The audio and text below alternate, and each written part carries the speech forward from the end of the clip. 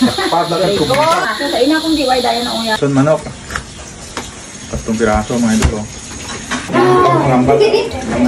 Ngayong araw nga po pala mga idol ay magsama-sama muna kami ng aking mga kapatid kasi minsan lang naman po sila umuwi dito. Umuwi lang nga po pala sila dito mga idol tukante kay tatay. Binisita po nila si tatay kaya naghanda-handa muna kami ng kahit kunti lang.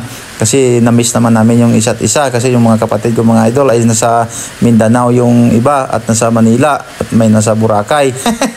Ako lang talaga ang naiwan dito mga idol at saka yung bunso namin. Kaya paminsan-minsan na lang kami po nagkikita kung hindi po nga po na masakit si tatay. Hindi pa po kami nagkita-kita ng mga kapatid namin. Tuigan po sanda nag-uli.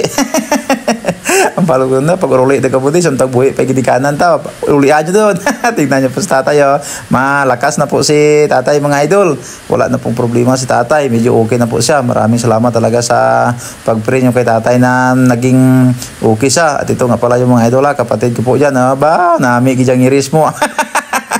At ito nga pala yung aming panganay mga idol, na mga puro mga maraway.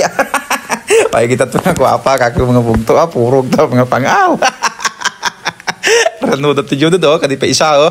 Anak ko nga pala yan mga idol na nagluluto nga po pala sila ng palutaw mga idol. Sabi ng panganay namin, palitaw daw. Naka daw, ay di mo naghangkod sa tapas nga, hindi kita mo kapalutaw, ay palitaw kita imo. Kadi yung kapatid namin isa mga idol, sunod yan sa panganay namin, do si Dunyasa oh. Ay, di po target. Pero masaya ako mga idol dahil nakauwi po sila dito at daw kulang niya handa na mo, nagbakal ako litson manok diya. Ambal ko, inari ka mo kanda, handa nga gamay yung handa. Ambal ko, tugagat at litson manok para patuyan ka mo kaon.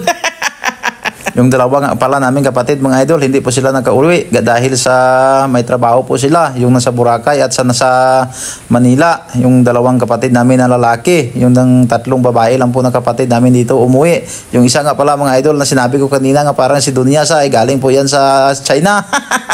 Hindi kita tamaan magambal kay Bisaya do insect ta nang ambal mag doon. Ay pagani tunaw busong ya tunaw yung busong. Ay pagani tunaw tangkong sa busong di iri English kag di Chinese ay. Amo gid na mga idol basta kagto sa ibang bansa. Dasi sinodo maguli di. Di apate joke mga idol basta kigan joke ko. Ino yan sinabi ng kapatid ko mga idol para makita nila yung saboy-sober ko. At congratulations nga po pala sa aking pamangkin na si Boboy Beltran Pagtanan Jr. Nakagraduate na po siya ng agriculture. Wow, kita yung iris mo ha. Ginapakita mo gidya at nga mga lahi nga mga puro pangala. Joke lang mga idol. At siyempre mga idol, bago po kami dyan kumain, nag-pray muna kami. Yung nag-lead nga pala ng aming prayer ay yung aking bayaw na si Captain Kernel Jerry Daog, taga Mindanao gina siya mga idol. Yan po ang asawa ng aming panganay na kapatid. Retired na po yan siya ngayon. At siyempre, hindi magpahuli yung aming bagong graduate. Nag-wish muna sa dyan bago niya huyupon niya kandila. Balaan ko kung ano ko tayo gina-wish na. Ya-wish na ka dyan. Hindi ako magamit ka kondom. May graduate na ako. Abot. Kutaka do. Gagamit ko na sa kakondom ko to. Why pa sa graduate? Dukaroon ko na yung graduate. Hindi sa kuno magamit ka kondom. Waya bi kunot lasa kung gagamit sa kakondom mo pero ginaantos na lang hiti. Hindi sa kagraduate ko hindi na pagputson. At siyempre mga idol, pagkatapos namin niya nag-pray at saka nagparagaak ako ay nagpa-picture muna kami para may mga remembrance. Tingnan niyo po si nanay ko. Tay nanay.